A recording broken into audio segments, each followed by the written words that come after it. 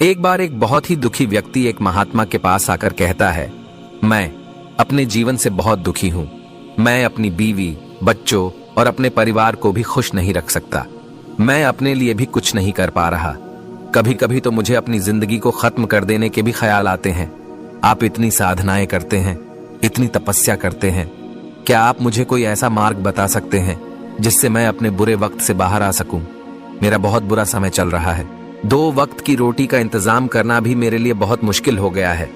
अब आप ही बताएं कि मैं ऐसे वक्त में मैं जिंदा रहूं तो कैसे रहूं, कैसे अपने परिवार को खुश रखूं? कृपया करके कोई साधारण सा तरीका बताने की कृपा करें ताकि मैं आसानी से समझ सकूं, क्योंकि मैं बहुत पढ़ा लिखा नहीं हूं। अगर आप बड़ी से बड़ी ज्ञान की बातें करेंगे तो शायद मैं कभी समझ भी नहीं पाऊंगा। यह सुनकर महात्मा ने मुस्कुराते हुए कहा कि तुम एक काम कर सकते हो।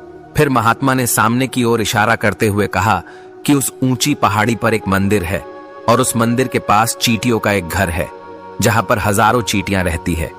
तुम्हें सुनने में बड़ा अजीब लगेगा, लेकिन वो चींटियां उस मंदिर की जमीन को खराब कर देती है, उस मिट्टी की उपजाऊ शक्ति को खत्म कर देती है, जिसके कारण वहां पर कोई भी पेड़ या कोई भी घास पनप नहीं पाती है। तुम मेरा एक काम करो, उसके बाद मैं तुम्हें तुम्हारे सवालों के जवाब दूंगा। तुम 7 दिन तक रोज उस पहाड़ी पर जाओ और उस चींटियों के घर को तहस नहस कर दो, उसको तोड़ दो। जब भी तुम्हें कोई चींटियों का घर दिखे मंदिर के आसपास तो उसे वहीं पर तहस नहस कर देना।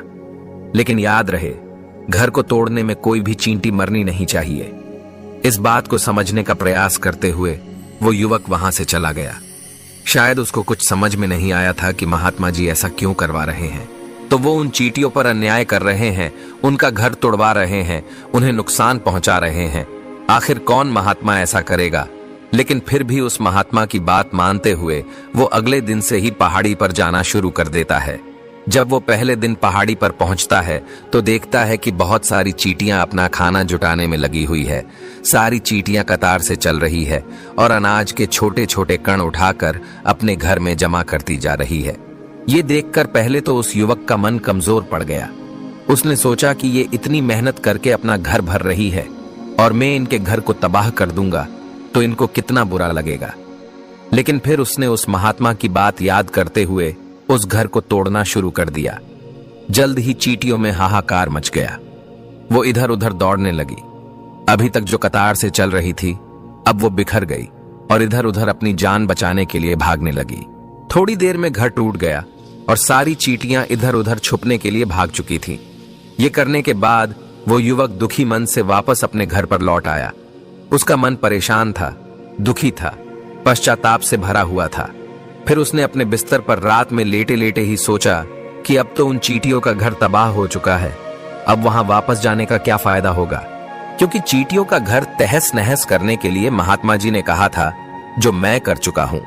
लेकिन फिर कुछ सोचकर अगले दिन उसने फिर से जाने का निश्चय किया और अगले दिन सुबह सुबह उठकर वो वापस उसी पहाड़ी पर पहुंच जाता है। पहाड़ी पर पहुंचकर वो उसी जगह पर पहुंचता है जहां पिछले सुबह उसने उस घर को तहस नहस कर दिया था। लेकिन वो ये देखकर चौंक जाता है कि उन चींटियों ने फिर से अपना घर उसी जगह पर बना लिया था और अब वो फिर से अपने घर के लिए सामान इकट्ठा करने में जुटी हुई थी। उस आदमी को देखकर लगा कि ये चींटियां कितनी मूर्ख है। इनको पता है कि कल ही इनका घर इसी जगह पर तबाह किया गया था और उसी जगह पर उन्होंने अपना नया घर भी बना लिया। और ये सोचकर वो आदमी हंसने लगा। लेकिन फिर से महात्मा की बात याद करते हुए उसने उन चींटियों का घर फिर से तबाह करना शुरू कर दिया। फिर से उन चींटियों में हलचल मच गई और थोड़ी देर में वो चींटियां इधर उधर अपनी जान बचाने के लिए भागने लगी। कुछ ही देर में उनका घर फिर से नष्ट हो गया और वो युवक थोड़ा संतोष के भाव से कि इस बार तो मैं अच्छी तरह से उस घर को तबाह कर दिया है, अब तो वो चींटियां यहां पर अपना घर बना ही नहीं पाएंगी। इसीलिए जाने से पहले उसने उस घर पर ठंडा पानी भी डाल दिया ताकि चींटियां वहां पर अपना घर न बना सके। और इस तरह अपना कर्म पूरा करके वो युवक फिर से अपने घर लौट आया। आज रात में सोते वक्त फिर से वो युवक यही सोच रहा था कि क्या महात्मा ये सही काम करवा रहे हैं? क्या किसी का घर तबाह करना किसी सिद्ध पुरुष को शोभा देता है? क्या हो अगर वो महात्मा सिद्ध पुरुष हो ही ना, क्या होगा अगर वो मुझे बेवकूफ बना रहे हो? लेकिन फिर उसने निश्चय किया कि मैं अपने काम को पहले पूरा कर लेता हूं। उसके बाद ही पता चलेगा कि महात्मा मुझे से ऐसा क्यों करवा रहे थे, और यही सोचकर वो रात में सो जाता है। अगले दिन सुबह उठकर वो फिर से उसी पहाड़ी की ओर निकल जाता है। पहाड़ी पर पहुंचकर वो उसी जगह पर पहुंचता है जहां पर उसने उनके घर को तबाह कर दिया था, और वो ये देखकर खुश हो जाता है कि वहां पर कोई भी घर नहीं था। सारी चींटियां वहां से भाग चुकी थी। अब उसने सोचा कि अब मेरा रोज रोज आने का क्या फायदा होगा, क्योंकि चींटियां तो अपना घर बदल चुकी है, और महात्मा जी ने मुझे 7 दिन आने के बाद कहा था, लेकिन आज तो तीसरा ही दिन है। अब बाकी 4 दिन वापस आने का क्या फायदा होगा। और यही सोचकर उसने निश्चय किया कि यहां से वो सीधा उसी महात्मा के पास जाएगा और उनको ये सारी खबर बता देगा। जब वो वापस मुड़कर उस पहाड़ी से उस महात्मा की कुटिया की तरफ जाने लगा, तभी अचानक उसकी नजर एक और घर पर पड़ी जो कि चींटियों का ही बनाया हुआ था। मतलब कि वो घर चींटियों ने ही बनाया था, और अब वो चींटियां नए घर में वास कर चुकी थी। ये नया घर उनके पुराने घर से थोड़ी ही दूरी पर था, और जब उसी युवक की नजर उस घर पर पड़ी तो उसने सोचा कि शायद महात्मा को पता था कि ये चींटियां अपना घर यहां से बदलकर किसी दूसरी जगह पर बना लेगी, इसीलिए उन्होंने मुझे 7 दिन आने के बाद कहा था।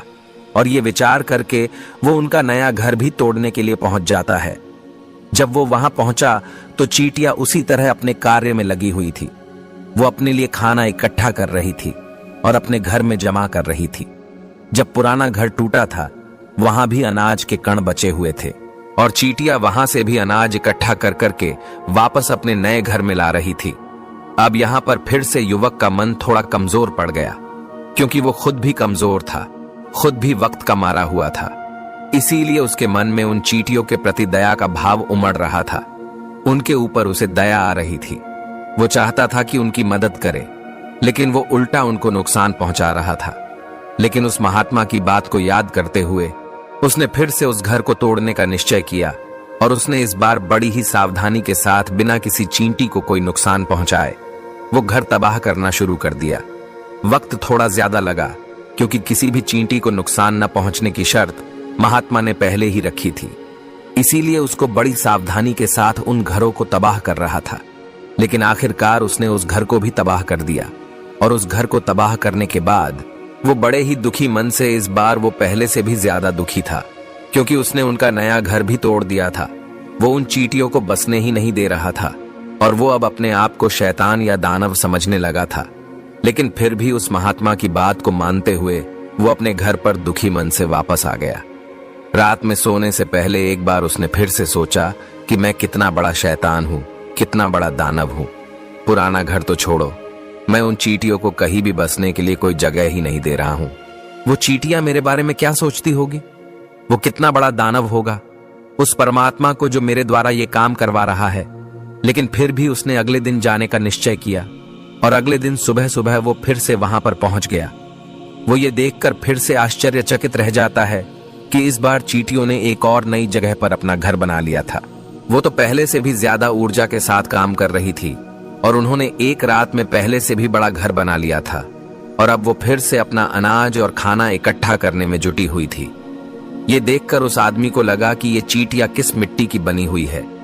मैं उनको बार बार यहां से भगाने की कोशिश कर रहा हूं, और ये वहीं पर अपना घर बना लेती है। क्या इनको पता नहीं है कि मैं यहां पर कभी भी बसने नहीं दूंगा? ये चींटी है, दिखने में इतनी छोटी है, लेकिन फिर भी ये मुझसे हार नहीं मान रही है। बड़ी ताज्जुब की बात है। और इस बार उसने गुस्से में उस घर को तहस नहस करना शुरू कर दिया। लेकिन इस बार तहस नहस करते हुए कुछ चींटियां वहीं पर मर गई, उसके पैरों तले कुचल दी गई। कुचलने के बाद जब वो अपने अहंकार से बाहर आया तो उसने देखा कि गुस्से में उसने उन चींटियों को कितना क्षति पहुंचा दी है। उसका मन पश्चाताप से भर गया, और वो रोता हुआ अपने घर की तरफ बढ़ गया।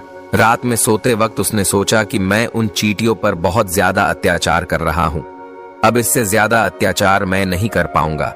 और यही सोचकर वो अगले दिन उन चींटियों के लिए अपने घर से थोड़ा आटा लेकर उसी पहाड़ी पर पहुंच जाता है।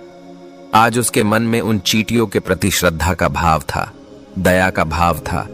आज वो उनकी मदद करना चाहता था, और जब वो वहां पर पहुंचा तो चींटियां फिर से अपने नए घर को बनाने में जुटी हुई थी। उसने बड़े ही करुणा के साथ उन चींटियों को अपना लाया हुआ आटा खिलाया। अगले 7 दिनों तक वो ऐसा ही करता रहा। वो रोज सुबह जाता, उन चींटियों को अपने हाथों से आटा खिलाता। 7 दिन के बाद वो युवक उस महात्मा के पास पहुंचकर हाथ जोड़कर बोलता है कि हे महात्मा जी, मुझे माफ कर देना। मैंने उन चींटियों का घर तबाह करने के लिए बहुत कोशिश की। मैंने उनका घर तबाह किया भी। 1 बार नहीं 4 बार मैंने उनका घर तोड़ा। उसके बाद मैं हिम्मत नहीं कर पाया, उनके घर को नहीं तोड़ पाया। मैं समझ सकता हूं कि मैं आपका काम पूरा नहीं किया और इसके बदले आप मुझे तरीका भी नहीं बताएंगे जो कि मुझे मेरे बुरे समय से बाहर निकाल सकता है।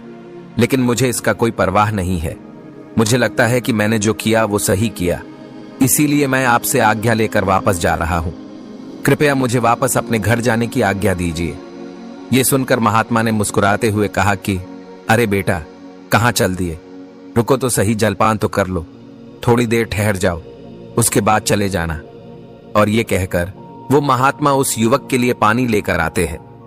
पानी पिलाने के बाद महात्मा उस युवक से पूछते हैं कि तुम मुझे ये बताओ कि आखिर तुम उन चींटियों का घर तबाह क्यों नहीं कर सके? वो चींटियां तो छोटी है और तुम इतने विशालकाय हो, फिर भी तुम उन छोटी छोटी चींटियों का घर तबाह नहीं कर पाए। कहां है तुम्हारी शक्ति, तुम्हारा बाहुबल? इसका जवाब देते हुए उस युवक ने कहा कि हे महात्मा, मैंने उन चींटियों का घर तबाह कर दिया था। बार बार किया था। एक बार तो अपने गुस्से में उन चींटियों को भी हानि पहुंचा दी थी। लेकिन जिस दिन मैंने उनको हानि पहुंचाई, उसी दिन मुझे लगा कि मैं उनको क्यों हानि पहुंचा रहा हूं, क्यों इनको इतनी तकलीफ दे रहा हूं। और उसी दिन से मैंने उनको क्षति पहुंचाने की वजह, नुकसान पहुंचाने की वजह, उनकी सहायता करनी शुरू कर दी। ये सुनकर उस महात्मा ने कहा कि ये ही तो सीखने की बात है। एक छोटी सी चींटी हमें जीवन का संदेश दे जाती है। मैंने तुम्हें उन चींटियों का घर तबाह करने के लिए नहीं भेजा था। मैंने तुम्हें भेजा था ताकि तुम उन चींटियों से कुछ सीख ले सको। तुम्हें क्या सीख मिली? उन चींटियों से क्या मुझे बता सकते हो? यह सुनकर उस युवक ने पूरी कहानी बयां कर दी। पूरी कहानी सुनने के बाद महात्मा ने मुस्कुराते हुए कहा कि बेटा, पहली सीख जो इन चींटियों से ले सकते हैं वो ये थी कि तुमने कितनी ही बार उनके घर को तोड़ने की कोशिश की, कितनी ही बार प्रयास किया कि उनके घर तबाह हो जाए, लेकिन वो हर बार अपना नया घर बना लेती थी। उन्होंने कभी भी हार नहीं मानी। अगर वो हार मान लेती तो वो चींटियां तुम्हें वहां पर नहीं मिलती। जीवन कार्यशीलता का नाम है, लेकिन हम मनुष्य 1-2 बार हार मिलने पर ही टूट जाते हैं, हताश हो जाते हैं और फिर जीवन में प्रयास ही नहीं करते। और कुछ लोग तो अपनी जिंदगी को खत्म करने को उतारू हो जाते हैं। लेकिन जानवरों में तुमने एक बात देखी होगी कि वो अपना जीवन खुद से कभी खत्म कर ही नहीं सकते हैं। तुमने कभी नहीं सुना होगा कि किसी जानवर ने आत्महत्या कर ली, चाहे वो जानवर कितना भी भूखा क्यों ना हो, कितना ही दुखी क्यों ना हो, लेकिन वो अपने जीवन के लिए हमेशा संघर्ष करता रहता है। लेकिन वही दूसरी तरफ हम मनुष्य 1-2 बार हताश होने पर ही अपना जीवन खत्म कर लेते हैं। जीवन तो कर्मशीलता है, कर्म करने का नाम है। जीवन और मृत्यु आखिरी विश्राम है, परम विश्राम है। इसीलिए मृत्यु से पहले कर्म करना कभी मत छोड़ना, क्योंकि मृत्यु के बाद तो तुम परम विश्राम में चले ही जाओगे। तो उससे पहले कर्म करना क्यों छोड़ रहे हो? क्यों हताश हो रहे हो? अगर तुम्हारा एक घर टूट गया है तो दूसरा घर बनाने का प्रयास करो, कोशिश करो। और कोशिश करने वालों की कभी हार नहीं होती। ये तुम उन चींटियों से देख चुके हो। देखने में तुमसे कितनी छोटी है वो चींटियां और तुम इतने बड़े हो, लेकिन उनका मन तुम्हारा मन से इतना बड़ा है, इतना विशाल है, इतना दृढ़ संकल्प है कि इतनी बार घर टूटने पर भी उन चींटियों ने कभी हार नहीं मानी। दूसरी सीख ये है कि जब भी हमारे ऊपर बुरा समय आता है, हमें लगता है कि ये समय कभी नहीं जाएगा, ये समय मेरे जीवन को बर्बाद कर देगा, मुझे कभी नहीं जीने देगा। और अपने इन्हीं ख्यालों से, अपने इन्हीं विचारों से, जिसका असलियत में कोई भी अस्तित्व नहीं है, वो सिर्फ विचार है, और वही विचार हमारे मन को दुखी कर देती है और इसीलिए हम प्रयास करना भी छोड़ देते हैं। लेकिन तुम खुद सोचो कि बार बार प्रकृति हमें क्षति पहुंचाएगी, नुकसान पहुंचाएगी, लेकिन कब तक पहुंचाएगी? अगर हम बार बार फिर से उठ के फिर से नया प्रयास करते रहेंगे तो प्रकृति भी हमारे सामने घुटने टेक देगी और वो भी एक दिन हमारे ऊपर दयावान हो जाएगी, कृपालु हो जाएगी और वो हमें सब कुछ देने लगेगी जिसकी हमने कभी कामना की थी। तुमने खुद देखा कि तुम उन चींटियों को तबाह करने के लिए पहुंचे थे, लेकिन बाद में तुम ही उन चींटियों को अनाज और आटा देने लगे। तुम ही उन पर कृपालु हो गए। क्यों हुए? क्योंकि तुमने देखा कि वो चींटियां हार ही नहीं मान रही है। इसी तरह अगर तुम भी अपने जीवन में कभी हार नहीं मानोगे तो एक न एक दिन ये प्रकृति तुम्हें वो सब कुछ देगी जो तुम अपने जीवन में पाना चाहते थे।